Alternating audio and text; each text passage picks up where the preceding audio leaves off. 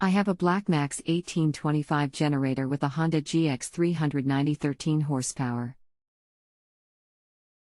Engine, with model #PMO 496500.02, serial D31212417 generator, that somebody cut off the wires off of the solenoid and off of the on/off switch on the 13 horsepower Honda motor, and I don't know how to rewire them, and I can't find a wiring diagram to rewire it. Can you send me a wiring diagram so I can wire it back the way it is supposed to be wired?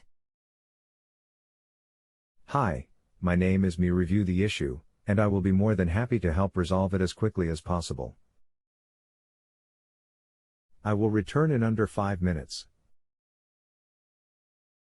There are several different combos you can have here, as the wiring will be for the engine, not the generator.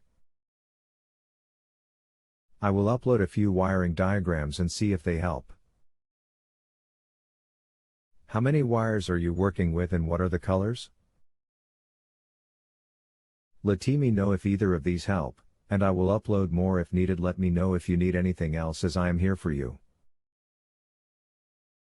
Please remember to rate me, as I strive to do my best. Ratings help me to achieve this. 5-star rating is my goal and what I strive for.